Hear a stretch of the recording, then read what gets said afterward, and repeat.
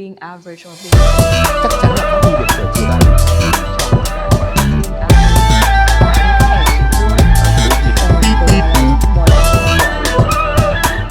Welcome back to Sapiverse, and today we are honored to have a very delighted guest, Mr. Thibault Harant.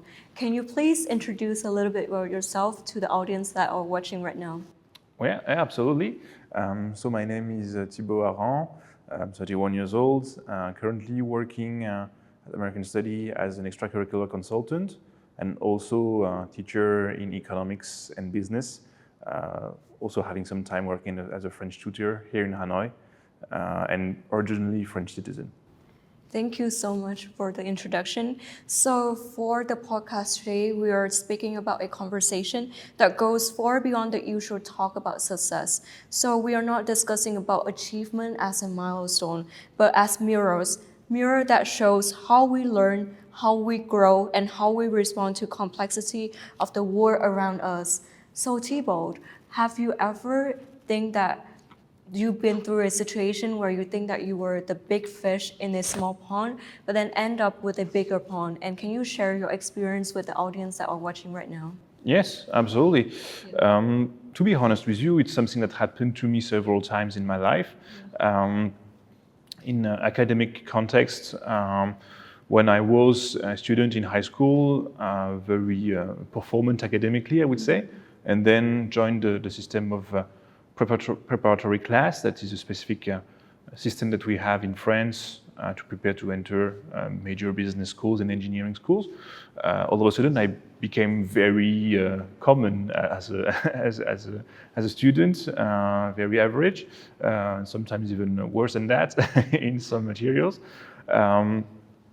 And same happened when, after the preparatory class, I joined the business school because I arrived with a certain background, certain knowledge that were very useful in the specific context of the preparatory class.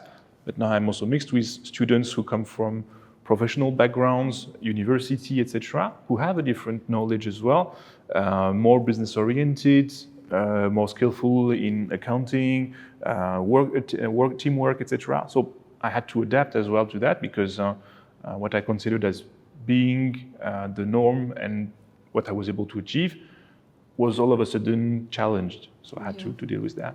Yeah, some of the words that you mentioned, for example, being average or like being not the norm, can you define more of like what your definition of being average or being the norm? Because sometimes in my perspective, like being average for you might be like, I don't know, a very high achiever to others because, you know, people have different achievement and people have different field where they perform in. So sometimes being average is not really a bad thing, right? I agree, absolutely. It's all a matter of perception. And also, I would say the definition of standards is particular to everyone. But of course, in specific context, for instance, in France, the education system is quite competitive to enter specific positions to be able to have as many options as you want to study. And so, well, you have to compete with other students, and the higher your marks, the more skillful you are academically, the better are your chances to eventually do what you want to achieve later on. But of course, you can have brilliant people who will fail academically and they remain brilliant people and they will achieve things, amazing things by other means. Yeah. Well, I totally agree with what you said. So for example, in classroom setting or like in an academic setting where grades play a crucial part in like students' portfolio. So in a very competitive environment, what would you say when students feel like they are failing, when students feel like they haven't achieved something big yet? And what would you do to tell them, to motivate them that is failing, it's not mean that you doesn't mean that you're not successful, but failing is a part of being successful? Yes, well, first, if they consider that they haven't achieved anything major yet, I would say it's normal because you're still very young, you still have a lot of time to achieve something that will be meaningful to you. I think it's important first that it's meaningful to you rather than being something impressive to the rest of the world. If it's just very satisfying to you, then it's good enough, okay? Now, of course, as a student, you might experience moments when you have bad grades, when you are at the bottom rank of the class. And I've been through that as well, especially in mathematics, and that's not pleasant, of course. So when that happens, I would just advise to think about why are you doing this? What are your drivers?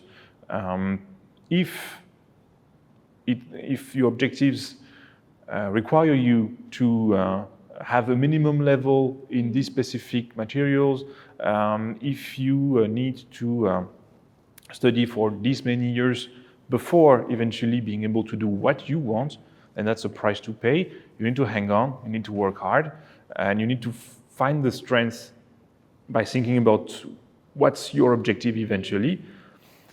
And yeah, it might be unpleasant for sometimes a few years, but in the great scheme of things, that might be a small price to pay in comparison with 45 years of happiness in what you do. I agree. Always, you should encourage yourself to look at the picture as the bigger picture, to see what you are trying to achieve or like what your end goal is. And so, for example, talking about bad grades, of course, like I would think that most people would have to experience some bad grades or like downtime in their life. But however, the educational system that's happening right now are very high demand in high grades, which lead to a lot of pressure within students and stuff. So therefore, what do you think when, because of we are expecting too much on high grades, students tend to cheat, and because education system are not prioritizing student to learn, but prioritizing student as like a goal of achievements. Yeah, that's true, and it does have negative effects. Of course, I don't think having grades in itself is a problem, because you need to have a somewhat objective way to measure whether there is knowledge that is possessed or not by the student. Now, it does have problems. I understand that from my experience here in Vietnam, there is a huge importance for students to perform academically and to have the best possible grades, because it's the entry gate for higher studies at brilliant universities, etc. So there is obviously a strong competition for that, and to have the best possible file academically. It's slightly different in France, because I think the problem of that system is that you would train students to be very good at exams, but do they actually know the depth of the knowledge? Do they master it? It's not always guaranteed. So that might be a problem with that. Now in France, we have a somewhat weird relationship with grades, in the sense that it's extremely important for us too. But at the same time, the way our marking system is more thought to be able to analyze how you think, not are you able to give the answer that I expect. What is your logic behind it? Okay, that's slightly different. Well, that's wonderful if friends have like the system like that for students to really analyze on what they really think and what they have to learn after taking the course, rather than just like an A or a B grade after taking the class. So, for example, you also are an extracurricular consultant. So what would you say that apart from learning theoretical stuff, apart from all the grades, what extra curriculum that you advise students to do to really enhance their portfolio and to enhance their chances on getting to universities? Yeah, well, of course, it depends a lot on what you want to study at university. But when you are targeting top-ranking universities in the US, like top 20 universities, etc., there is a certain number of activities that are usually very valuable. That are the activities that enable you to show leadership. So whatever the project that you're running, if you are able to show that you were able at a very young age to take the ownership on specific actions and deliver it from A to Z, and if possible by also coordinating other fellow students, other stakeholders, that services suppliers, etc., that you need to coordinate and make sure that at the end of the day you make things happen. That's something that you can be proud of, and that's something that shows that when you are in charge of things, you are able to deliver and you are able to bring people with you along the way. Yeah, so I see that leadership is such a crucial part in extracurriculum. So what can you advise for students who feel like they are a bit self-conservative and they don't want to use their voice to speak up or like be the leader yet? Yeah. So what can you advise them to do? Of course. That happens a lot, especially when you are 16, 17, leading projects and leading people, sometimes older people, some seems very difficult to do. Yes. I think I would advise to start small, so that you can get trust, you can build trust, and start with topics that you know, some topics on which you feel comfortable, so that you feel a bit more assured, so that you can speak to people who are sometimes older than you, with a certain idea that you also know a bit what you're talking about, okay? It can be on anything. It can be about music, video games, food, whatever.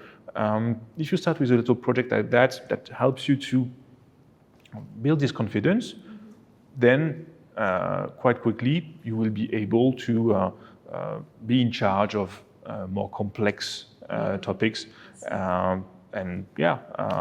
Even though it might still, and sometimes will always be out of your comfort zone, it's not a problem. If you show that you can do it, if it's required, that's very good. Yeah. So talking about comfort zone, a lot of people say that when you have already achieved what you want, like you should only stay in your safe zone. And then in Vietnam, there are a very famous phrase called "ngủ quên trên chiến thắng," which means that sometimes you sleep in your victory. Like basically you fall asleep and then you never wake up again in your victory. So what would you say to advise people that have already achieved what they want to achieve, but then doesn't know what to do next? That's a very good question, because failure comes with a certain burden sometimes, but when you achieve something, it can also come with different challenges. And sometimes you feel a bit void because, you have achieved what you wanted to achieve and what you dedicated a lot of efforts to.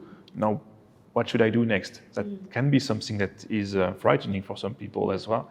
And of course, one of the mistakes that you can have is to consider, okay, now it's done. I'm good for the next 10 years. Well, that's also a problem, of course, because world changes very fast, and it's not going to wait for you. So if you want to remain relevant in your field of expertise, you need to keep challenging you. So I would say there are two main things that I would consider that you can do if you want to re-challenge yourself to step out of the comfort zone. Either what you have achieved, you try to bring it to the next level. If you have been successful in leading, if I could talk about my personal experience, I was working for a consulting company. We win a call for tender. Now, what I want to do is create my own team who is going to work specifically on call for tenders and win next year not only one but 3, for instance. Okay, so you try to expand, make the next objective even more ambitious. Something else that you can do is you try to experiment something very new. Okay. If you feel like you have invested a lot of your time to work on these exams and you eventually passed, and that's amazing. Well, what I did was I tried to learn a new language, okay? Because now I have time that I can dedicate to other things, and my brain couldn't stand seeing math anymore. So, okay, let's dedicate part of my brain to something new that is going to be stimulating. So taking something that you're not familiar with and also experiencing new things is a wonderful thing when you don't know what to do. But then a lot of people are very afraid of stepping out of their comfort zone and also trying something different. So what advice can you give them to really go for it? Yeah, well, I would say sometimes in life you need to have meaningful victories, I would say, to feel proud of yourself. I think that's an important feeling. And so, well, the pride that you will feel, it will proceed from what you do out of the comfort zone. Yeah. If you are doing things that you are naturally very good at, etc., well, it won't bring you that level of satisfaction, okay? So you should step out of the comfort zone because it's where the great things happen. At the same time, you should also approach that carefully. The aspect of timing is important. When is the right moment to step out is very important, so that you don't go from the comfort zone to the panic zone as well, because that might be just a step too far. So, so everything go on like a cycle almost. It's like you have this portion where you're starting and then you achieve something, or maybe you don't achieve it and then you explore other things. But how can you make it not repeating mistakes again, and also like not repeating what you have failed in the past again? Of course, so when you're trying something new, it's never guaranteed that there will be success at the end of the road. So when you are experimenting failure, it's important that you accept that as it is, be honest to yourself, but at the same time, it's not the end of the world. So try to see what's good, what you can learn from it, because eventually it's still an experience that can be valuable. And try to understand why it didn't work, where you personally failed, if at some point. And when you are doing something again, be cautious about the patterns. Okay? If you feel like you are losing control, if you think that you are letting your guard down on quality, or you feel like something is fishy but you don't want to see it yet, now is the moment to really come back to it, because otherwise it's going to come and bite you at the worst moment. So there's a phrase I like a lot, which is see situation with a silver lining. So where in darkest time you still have this light of like hope, and where it can lead you through different things. And also we talk a lot about success, but then I haven't learned what your definition of success is. So can you share with everyone, what do you think success means to you? Well, that's a complicated question, but success, I would say, is probably what you feel when you arrive at the end of a process. And when you see the result, well, is it matching with what was your initial ambition? If it's the case, you can probably consider it as a success, but it's not guaranteed either, right? Even though it's what you wanted to achieve initially, your initial objective probably is also going to be required to change depending on situation, depending on context, etc. And if you look back at what you have been through in the process, if you're able to have a lot of valuable things, valuable learnings from this journey, then that's something that is successful, even though maybe the objective that you initially wanted to reach hasn't been entirely met. That would still be something that would be labeled as successful. So yeah, it depends a lot on what you're going through along the way. So let's see, success is like a journey where you also explore different small milestones that you will achieve before achieving your final destination. So do you think that your definition of success changed throughout the years when you more like grow up and also the different experiences that you have? I guess so. As a child, as a student, it was more black or white. Do you have this minimal mark? Do you pass the exam, etc.? Yes or no, right? Now, today, as I have a bit more gray hair, I'm able to see that through experience that I have, projects that I have led, etc., I haven't been always successful in what I did, far from it. But when I look at it and I say, okay, well, I'm much better as a professional and I'm much better as a human being after than before, that's just something that I find very satisfying.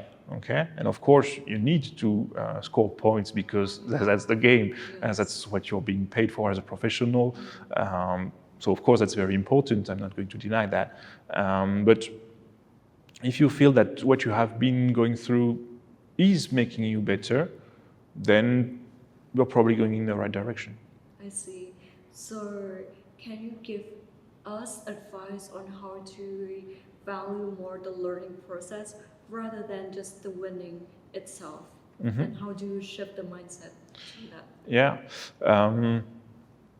Well, I think it's really linked with what are deep down your drivers. Okay, what you want to achieve, what you want to be as a person as well, and it's not always clear for all of us. So it does take a little bit of time, and especially when you're a teenager, it's not necessarily easy to have a clear idea about that. So seek advice from people you trust, who know you well, who can feel what you would be able to do, what you are maybe gifted to do, etc. And keep that as an objective. That's something that is your vision about who you want to be. That's not something that is going to change. But now the different path that you have to take to reach this objective, they might change. And that's not a problem. Sometimes you need to step back to take another route that might be shorter. I eventually. see. So also that a lot of young people nowadays are having a lot of peer pressure, also societal expectation, and also from their parents, and so many peer pressure. So what advice would you give them to have this like self-rewarding system on themselves where they don't need to seek external validation but also have self-validation? Yeah. Well, that's obviously difficult because your relatives, especially your parents, they are the people that you trust. And the way I see it is that they are the ones that are supposed to help you to find your way. But of course, if you are doing things to please them, but things that are eventually meaningless to you, then there is a problem. So it's very important that parents are very committed in education of the students, because they make sure that you're doing the right thing, and I'm not challenging that. But it's also important not to lose the focus of eventually what are we doing that for. If we want our child to have the best possible grades because he's going to become a very successful doctor. And to become a doctor, you need to be very good in math, you need to be very good in biology, etc. Okay, that's very fine. And indeed, it's relevant for you to put pressure on your kid to study. But if the kid wants to become a doctor, right? If it's just something that you feel is the thing to do for the vision that you have for your child, well, he also has a say about his life, I guess. Yeah. So, speaking on your personal experience, if you're comfortable to share, what are the pressures that you face while trying to accomplish your final destination, and how you overcome it? Well, I would say I was raised in a family that was very supportive. I've really been blessed for that. My parents considered that education is extremely important to have freedom of choice. Okay, so of course you need to be good enough academically at everything so that you can choose eventually what you're going to do. Because, well, that's by education that you can do that. And so basically, the rule was that you can do absolutely everything that you want, considering that you need to have a master. Okay, so that's how you are going to be able to do that. So freedom of choice, but within a framework, right? And pressure from them came mostly from the fact that I was rather lazy as a student, and for many years I didn't need to work at all to have very good grades. And that's a problem because then you become even lazier. Well, then that's good because you're like gifted with the ability to. That's helping, of course, but it also leads you to have bad habits because you consider that you don't need to work to be successful, and pretty soon you realize that, oh yeah, actually I'm not that good, right? So I actually need to work a lot. I see.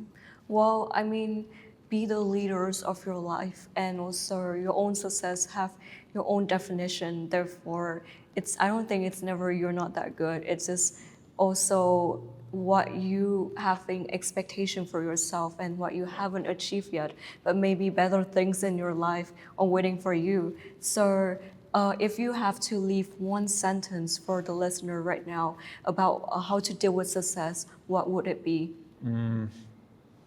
Well, I would say never forget that your success is yours. So how does it fit with this vision that you have about yourself and who you want to be? And is it something that leads you in the right direction for that? If it is, then it's a success, no matter what other people might say, no matter the perception, etc. You're going where you want to go, okay? And that's what should drive you. The rest, you shouldn't worry about. Yeah. Well, thank you so much for participating on our podcast today. And do you have any final things that you want to share with the listener before we end this podcast? Well, I would say, because we have been talking about education and how it's paving the way for the individuals that we are becoming. I've been in Vietnam for about 2 years now, and I am very impressed about the quality of the education system here. I see young people with very great potential who are able to do things, and I feel, and maybe it's particularly even more true in a city like Hanoi, that there is a strong commitment to education to make better people and eventually better citizens. And I think that it's probably the best approach to have a successful country in the long run. Thank you so much, Thibault, for sharing with us today. Everything that you share was super insightful. And also to our listener, sometimes success are not just milestone or gold medals. It comes with a journey, and also remember to be the leaders of your life and your own definition of success. And thank you so much for listening for our Sapiverse podcast today, and see you next time. Thank you.